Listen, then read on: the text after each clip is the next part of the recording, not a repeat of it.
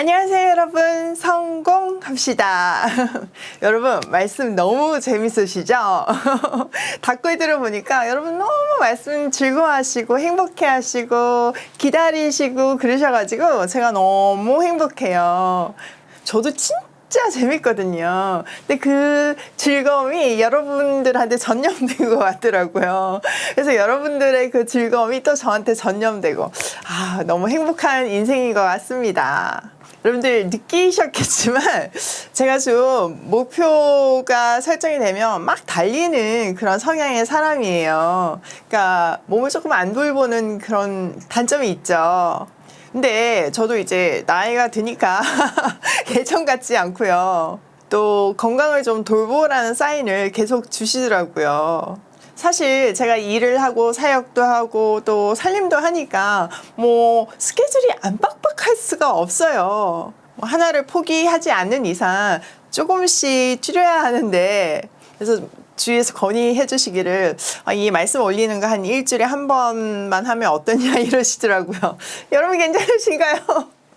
근데 제가 안 괜찮더라고요. 제가 아무리 생각해도 이 말씀의 힘으로 저는 살아가고 있고, 또 여러분들도 지금 그런 패턴이 만들어졌잖아요. 근데 우리가 말씀을 포기할 수는 없잖아요.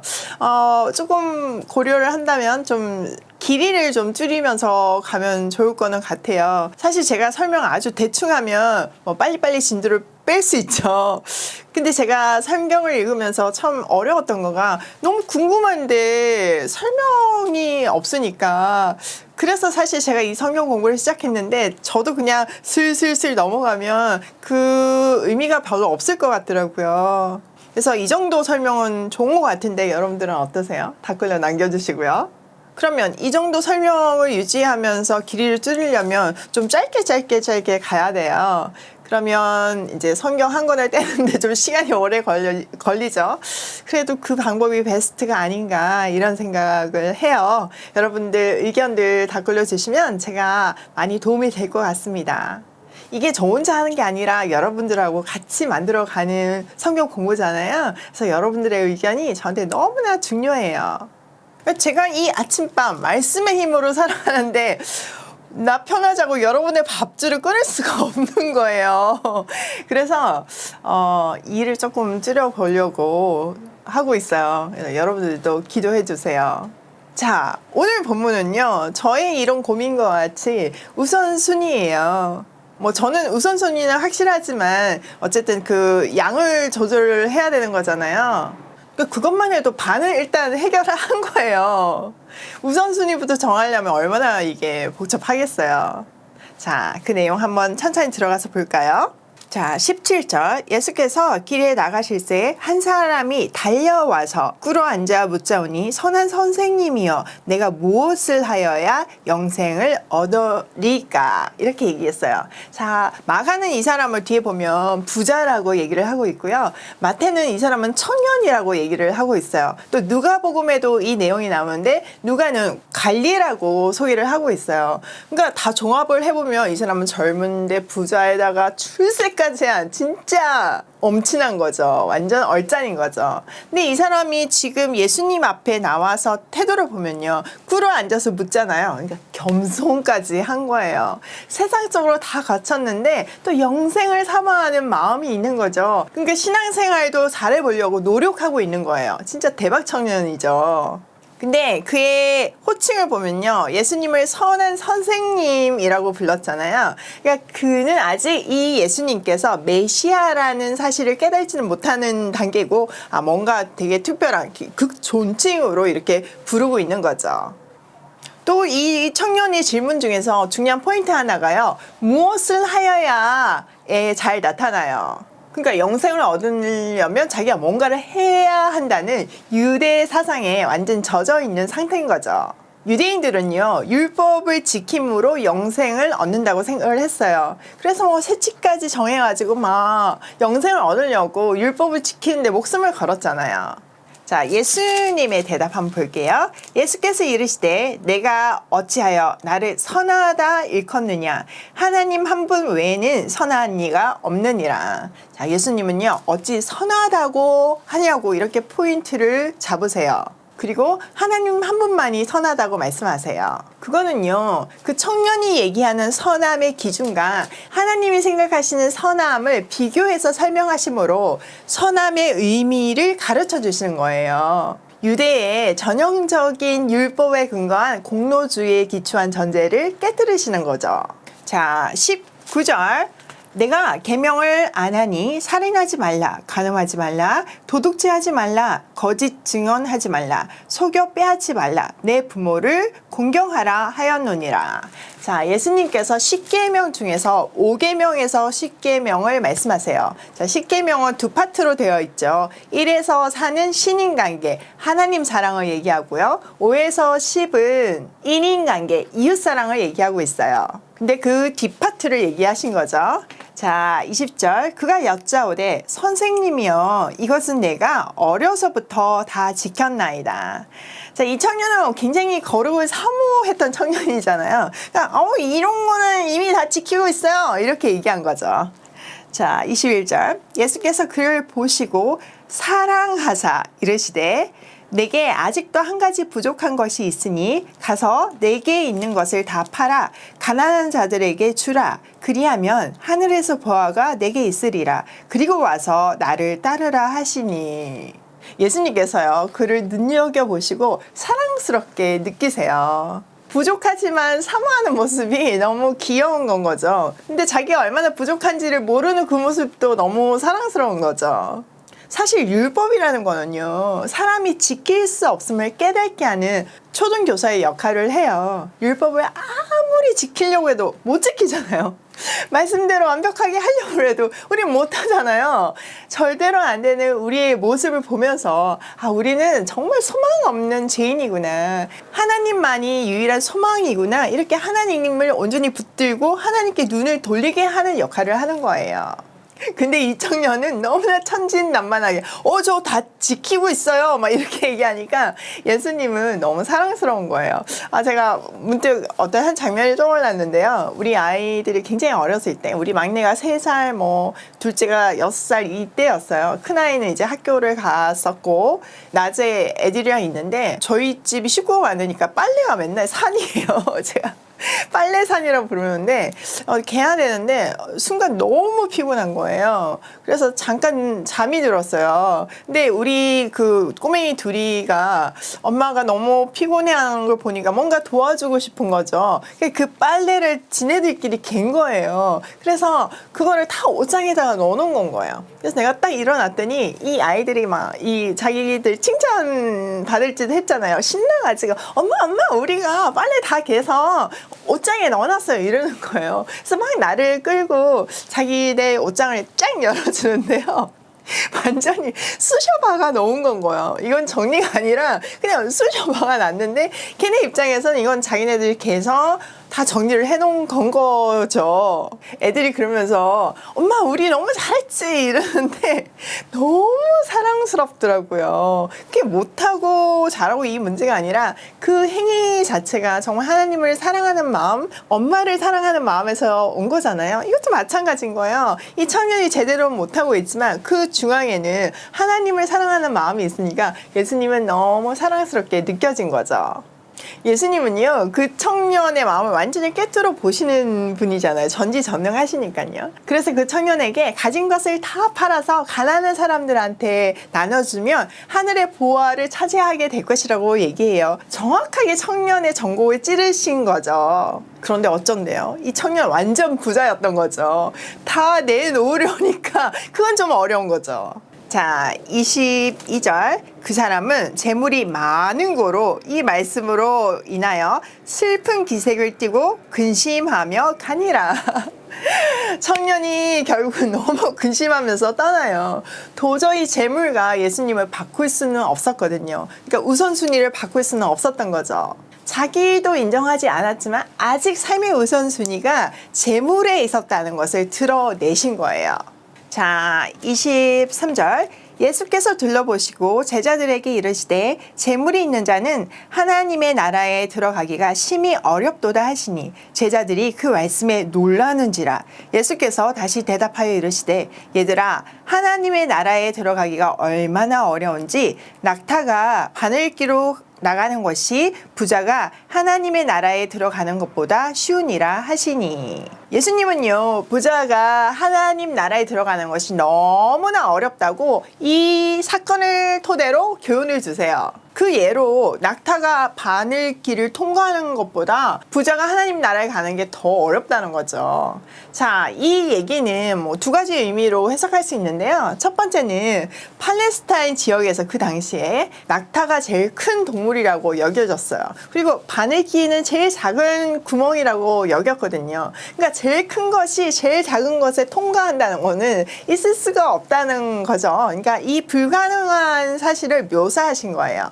또 하나는요, 예루살렘 성에는 큰 성문이 있었는데 그 옆에 작은 바늘기 모양의 문이 있대요. 그래서 사람들이 이제 그 큰 성문을 통과를 하면서 다니죠. 근데 시간이 되면 예전에는 이제 성문에 딱 닫잖아요. 근데 상인들은 뭐 먼 길을 오다 보면 늦을 수가 있잖아요. 그 상인들을 위해서 그 작은 문을 열어 놨대요. 그래서 그 작은 문을 통과해서 성 안으로 들어갈 수 있게 해준 거죠. 근데 문제는 그 바늘기 모양의 작은 문은요, 낙타가 짐을 잔뜩 실은 상태에서는 절대로 들어갈 수가 없었대요. 그러니까 다 내려놔야지만 들어갈 수 있는 거죠.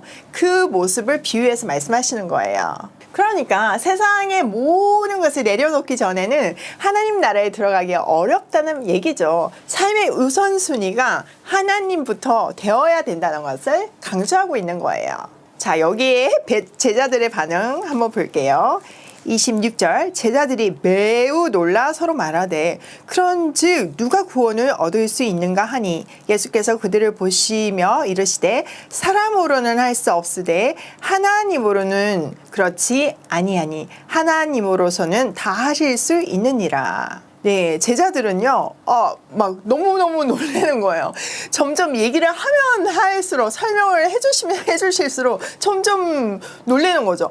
그러면 누가 도대체 구원을 받습니까? 이렇게 질문을 해요. 그러니까 예수님은 이거는 사람의 노력으로, 그러니까 그 유대인들이 생각하는 율법을 지킴으로는 절대로 들어갈 수 없다는 거죠. 온전히 하나님께 달린 일이라는 거죠. 자, 이거를 잘 설명한 구절이 에베소서 2장 8절이잖아요. 한번 보면 너희는 그 은혜에 의하여 믿음으로 말미암아 구원을 받았으니 이것은 너희에게서 난 것이 아니요 하나님의 선물이라. 근데 구원은요 전적인 하나님의 선물이에요. 우리에게서 말미암은 것이 아니라는 거죠. 그러니까 이 말은요, 우리가 보기에는 소망이 없어 보이는, 진짜 찔러도 피 한 방울 안 날 것 같은 그런 강팍한 영혼에도 하나님이 선물을 주시기로 작정하시면 그거는 주어진다는 거예요. 그러니까 절대로 포기하면 안 되는 거죠. 여러분, 택배 기사님 예화 아시죠? 하나님께서 선물 전달하라고 우리한테 주셨는데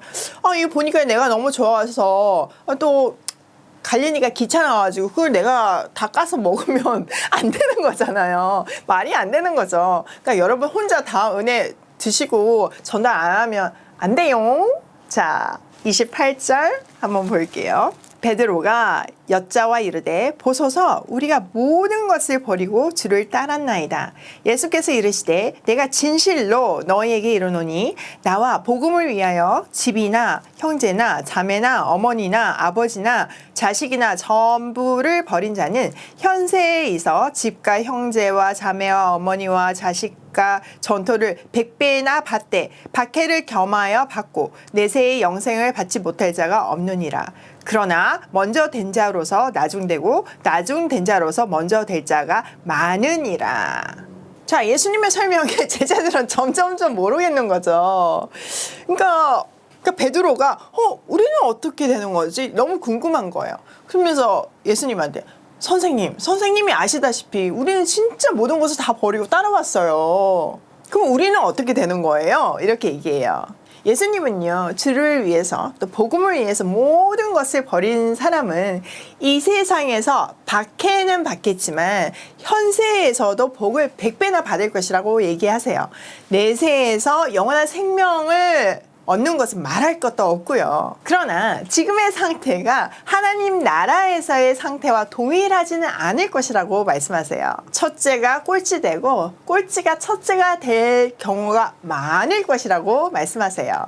주님의 말씀을 자세히 보면요, 십자가를 지고 가는 길에는 반드시 고난이 있다고 그냥 늘 말씀하셨어요. 근데 오늘 보니까 현세의 복도 따라온다고 얘기하세요. 세상의 복에 100배나 받을 거라고 얘기하시는 거죠. 이 부분을 좀 생각해 봤어요. 생각해 보면 우리도 자녀가 정말 나보다 더 잘 되기를 원하고 행복하기를 원하잖아요. 그러니까 아버지이신 하나님께서 자녀인 우리가 행복하기를 너무나 원하시는 거죠. 그러니까 넘치도록 주시는 게 당연하신 거예요. 이게 단순히 물질적인 것이 아닐 수는 있어요. 그러니까 내가 생각하는 복 받은 거랑 하나님의 복이랑 이게 차이가 있어서 그런 거지. 사실 우리는 뭐 100배, 1000배나 받는 인생을 살고 있는 거죠. 제가 우리 아이들을 위해서 기도할 때 항상 주님이 쓰시는 아이들이 되게 해달라고 간절히 기도해요. 그리고 또 하나는 제가 하나님을 사랑하는 것보다 제가 말씀을 깨닫는 것보다 정말 훨씬 더 많이 깨닫고 더 사랑하게 해달라고 기도해요. 그리고 한 번도 아이들에게 평탄한 길을 달라고는 구해 본 적이 없었던 것 같아요. 사실 저도 만만치 않는 길을 걸어왔지만 제가 그냥 평탄한 길을 걸었던 거랑 이렇게 깊은 어떤 계곡에 떨어졌지만 그것으로 인해서 태산 같은 은혜를 받았잖아요. 이 깊은 골짜기에 있었기 때문에 그 충만한 은혜가 있었던 거거든요. 그러니까 이 둘 중에 비교를 하라 그러면 다시 저는 아마 이 십자가의 길을 선택했을 거예요. 사실 그게 진짜 축복인 거죠. 그러니까 우리한테 필요한 거는 그걸 넉넉히 이길 수 있는 은혜와 믿음인 거예요. 사실 그런 길을 걸어왔기 때문에 제가 진리를 깊이 있게 깨달을 수 있었고 또 하나님하고 찐사랑의 관계가 될 수 있었던 것 같아요. 사실 사람은요, 어쩔 수가 없어요. 힘들어야 하나님을 온전히 붙들고요, 하나님께 납작 엎드려서 은혜를 구해요. 그러니까 고난하고 친밀함은 비례할 수밖에 없는 거죠. 성경에서도 보면 요셉을 봐도 다윗을 봐도 바울을 봐도 하나님께서 정말 크게 쓰셨지만 그 고난은 정말 끝장이었어요.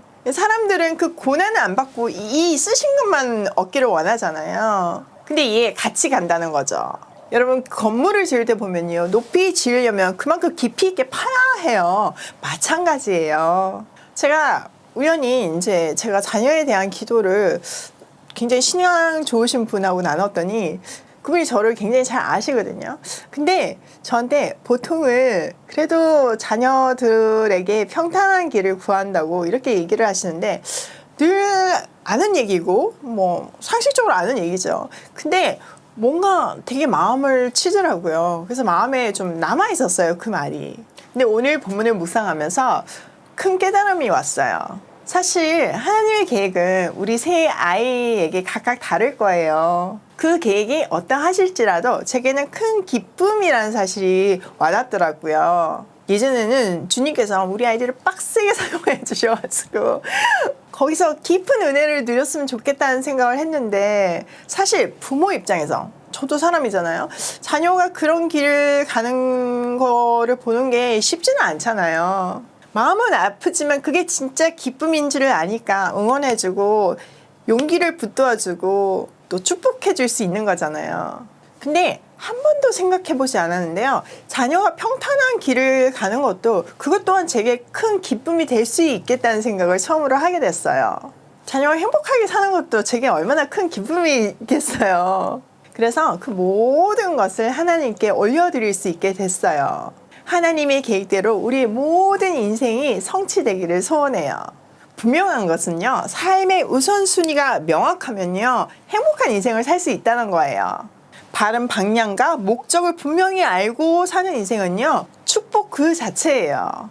그게 이 땅에서 받은 축복 축복 중에 축복이라고 생각해요.